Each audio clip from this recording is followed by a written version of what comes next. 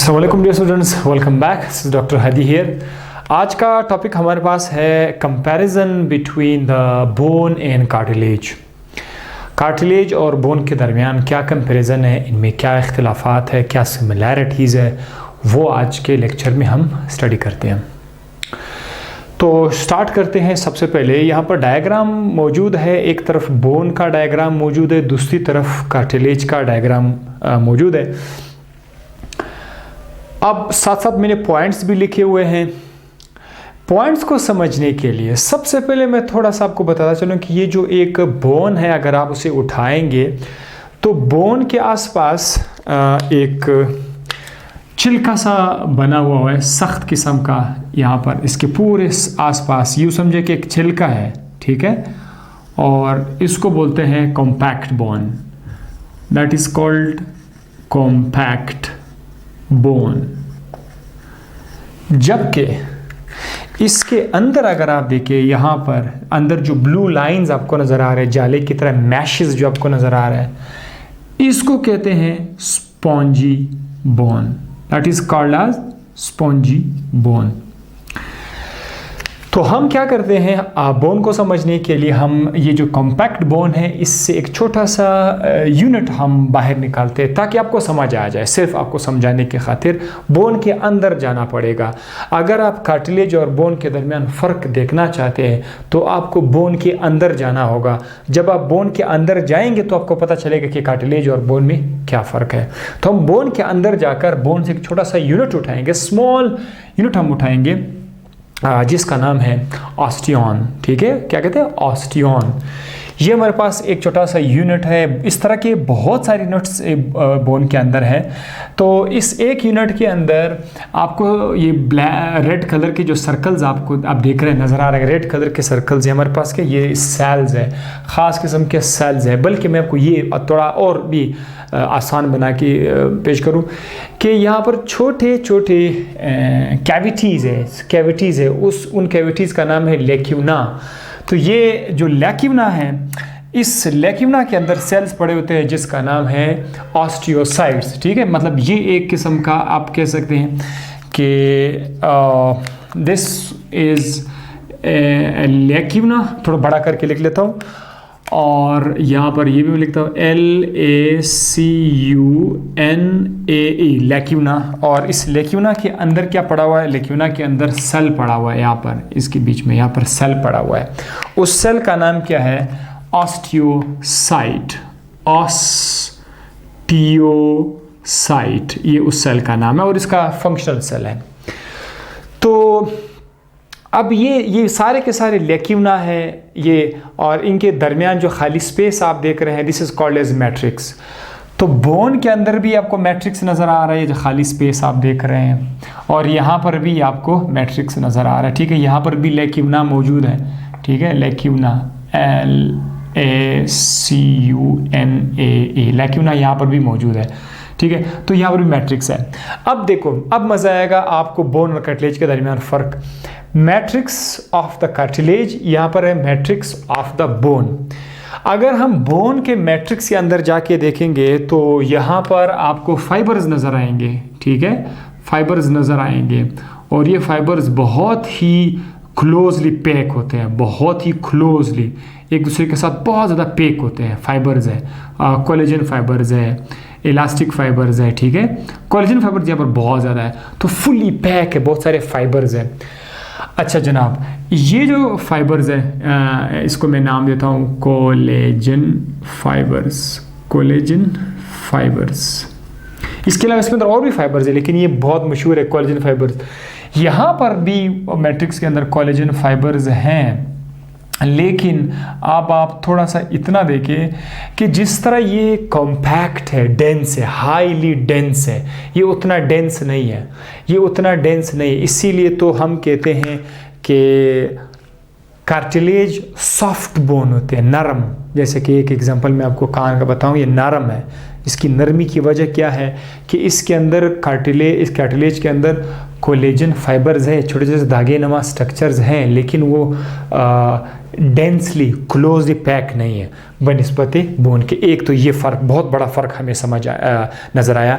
दूसरा, कि ये जो मैट्रिक्स है, बोन का जो मैट्रिक्स है, बोन के मैट्रिक्स के अंदर आपको मिनरल्स मिलेंगे। मिनरल्स क्या है?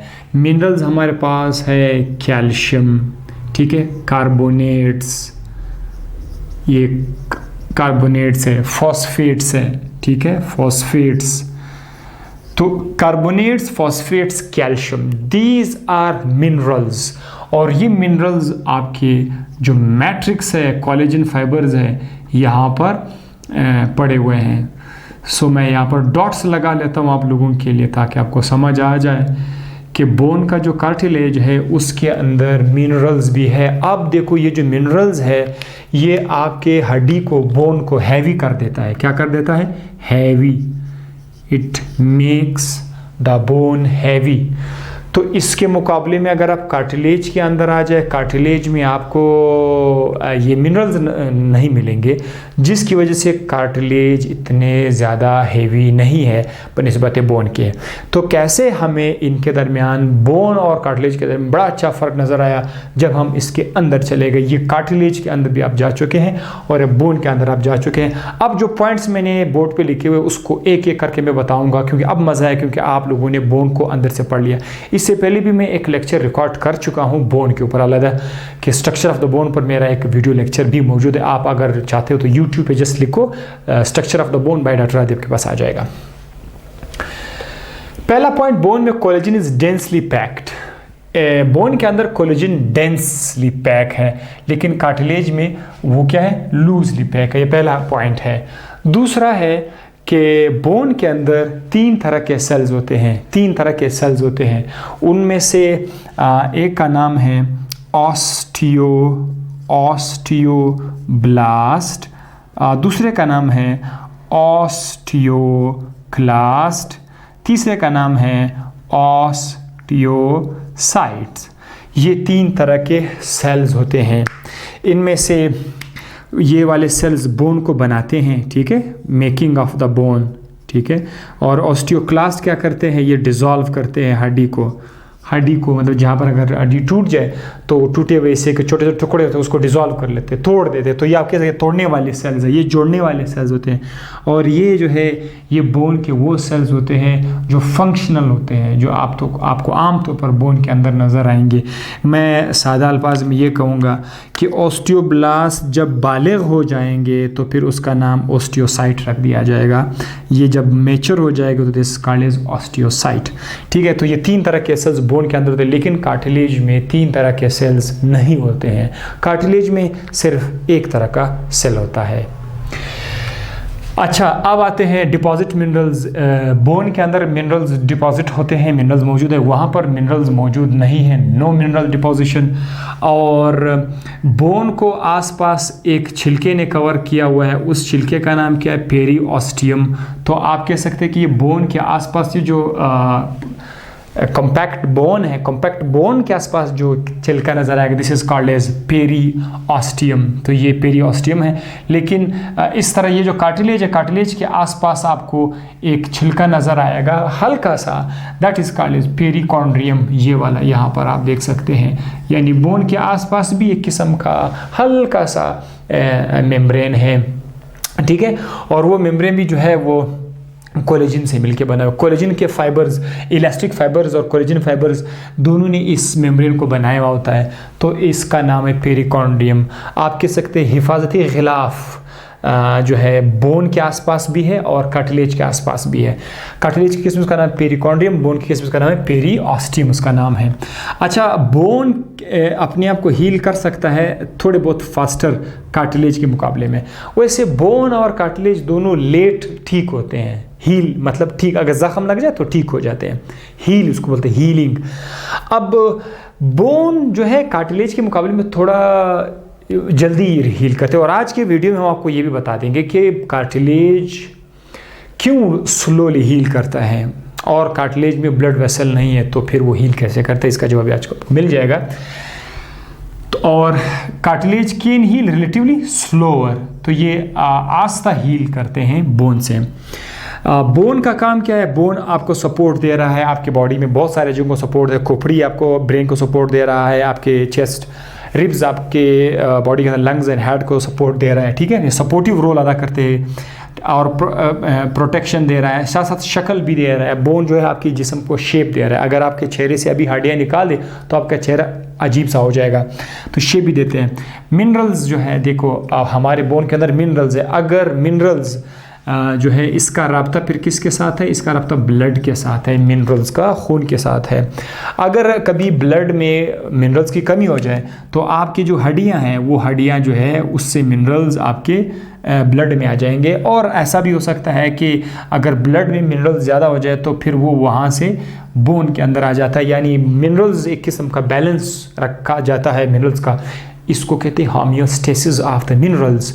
मिनरल्स की जो है कंट्रोल यहाँ पर किया जाता है, तो ये इसमें इन्वॉल्व है। साथ ही साथ जो है ब्लड फॉर्मेशन, आपका जो बोन है वो खून भी बनाता है, क्योंकि बोन के अंदर एक किस्म का टिश्यू है जिसका नाम है बोन मेरो, जिसका नाम है bone marrow, bone MARRO, bone marrow. Bone marrow के अंदर जो है रेड ब्लड सेल्स बन जाते हैं, ठीक है, आरबीसीज यहाँ पर बन जाते हैं। तो आप कह सकते हैं कि ब्लड बनना भी इसका किरदार है। अच्छा जनाब, तो इसके साथ अगर हम यहाँ पर आ जाएं तो कार्टिलेज के अंदर जो स्पेशल सेल है उसका नाम क्या है? स्पेशल सेल का नाम क्या है? कंड्रोसाइट। स्पेशल सेल का नाम है कंड्रोसाइट, जो कहाँ पर पड़ा होता है? लेक्यूना के अंदर। जैसे कि देखिए यहाँ पर भी लेक्यूना है, ये ठीक है, यहाँ पर भी लेक्यूना है, यहाँ पर भी लेक्यूना है, लेकिन इस लेक्यूना के अंदर जो सेल था उसका नाम था ओस्टियोसाइट, उस सेल का नाम था। यहाँ पर जो लेक्यूना है उस लेक्यूना के अंदर जो सेल है उसका नाम है कंड्रोसाइट। ये जो आपका कंड्रोसाइट है ये यहाँ पर पड़ा हुआ होता है। तो लेक्यूना दोनों में मौजूद है, लेकिन फ़र्क सेल का है। इसके अंदर जो सेल है उसका नाम है कंड्रोसाइट और उसके अंदर जो सेल उसका नाम है ओस्टियोसाइट। अच्छा, इनिशियली शुरू में जब बच्चा बन रहा होता है माँ के पेट की, तो स्टार्ट में उसके अंदर जो हड्डियाँ होती हैं वो कार्टिलेज की होती हैं। ये वाली जो कार्टिलेज होती है आस्ता आस्ता कार्टिलेज जो है वो बोन में कन्वर्ट हो जाता है। ये आपको पता होना चाहिए। जितने भी हमारे बॉडी के अंदर जितने भी बोन्स हैं ये स्टार्ट में कार्टिलेज है, बाद में कन्वर्ट हो गए बोन में। कुछ कार्टिलेज वो कन्वर्ट नहीं हो पाते, वो फिर भी हमारे जिस्म के अंदर रहते हैं as a cartilage throughout the life, वो एज सच रहते हैं। वो कौन से कार्टिलेज? हमारे पास 3 तरह के कार्टिलेज हैं। एक का नाम है हाइलिन कार्टिलेज, जो कि आपके नाक के अंदर मौजूद है, आपके लेरिंग्स के अंदर मौजूद है, आपके ट्रैकिया यानी सांस की जो नाली है लेरिंग्स और ट्रैकिया यहाँ पर मौजूद है। और जो लंबे लंबे बोन्स होते हैं उनके आखिर में, लॉन्ग बोन्स के एंडिंग्स में भी आपको मिलेंगे। दूसरा है फिब्रो कार्टिलेज। ये जो फिब्रो कार्टिलेज ये आपके कमर के दरमियान जो रीढ़ की हड्डी है, हमारे पास ये जो आपका वर्टेब्रल डिस्क है, ये एक डिस्क है, ये दूसरा डिस्क है, ये तीसरा डिस्क है। रीढ़ की हड्डी के अंदर जो डिस्क है उन डिस्क के दरमियान जो है यहाँ पर जो है ये कार्टिलेज पड़ा हुआ है और ये फिब्रो कार्टिलेज। और साथ साथ आपका जो नी जॉइंट है वहाँ पर भी ये पड़ा हुआ है। थर्ड है इलास्टिक कार्टिलेज। इलास्टिक कार्टिलेज जो है ये आपका जो कान है यहाँ पर है इलास्टिक कार्टिलेज। और एपिग्लॉटिस जो है इसके अंदर भी ये मौजूद है, एपिग्लॉटिस। तो आप ये एमसीक्यूज़ के लिए भी आप याद कर सकते हैं कि ये कहाँ का आपको क्वेश्चन आ जाए कि ये वाली कार्टिलेज कहाँ पर है, वो कार्टिलेज कहाँ पर, वो आप कार्टिलेज पर। तो एक बड़ा प्यारा सा लेक्चर आज आपको मैंने दे दिया कि बोन और कार्टिलेज के दरमियान क्या क्या फ़र्क है। अब हम आते हैं एक सिमिलरिटी की तरफ कि इन दोनों के दरमियान क्या चीज़ कॉमन है, क्या चीज़ सिमिलर है। तो एक चीज़ सिमिलर है, दो है। एक है कि दोनों के अंदर लेक्यूना मौजूद है, लेक्यूना इसके अंदर भी है उसके अंदर भी है, ठीक है। मैट्रिक्स इसके अंदर भी मौजूद है उसके अंदर भी मौजूद है। थर्ड, अब देखें थर्ड, कार्टिलेज भी कनेक्टिव टिश्यू है, बोन भी कनेक्टिव टिश्यू है, तो बोथ आर कनेक्टिव टिश्यू। सही, ये आपको पता होना चाहिए। ये 3 हमारे पास इनके अंदर सिमिलैरिटीज़ है कंपैरिजन में। कौन कौन सी है? पहला, दोनों में लेक्यूना है, दोनों में मैट्रिक्स है और दोनों में जो है कनेक्टिव टिश्यू है। इसके साथ ही लेक्चर यहाँ पर ख़त्म हुआ। मुझे लाइक ज़रूर दीजिए, लाइक से हमें करज मिलेगा, मज़ीद वीडियोज़ रिकॉर्ड करने की करज मिलेगी। और साथ साथ अपने दोस्तों के साथ जो सब घर में बैठे हुए हैं, काम नहीं कर रहे, स्कूल कॉलेजेस नहीं जा रहे हैं, कॉलेजेस अक्सर ऑफ है, हालात इस तरह से है, तो आप उनके साथ ये शेयर कर लीजिएगा। और अपनी दुआओं में मुझे याद रखिएगा, हमेशा पॉजिटिव रखा करें अपने माइंड को, आपकी ज़िंदगी सुधर जाएगी। अपना ख्याल रखिएगा। अल्लाह हाफिज़।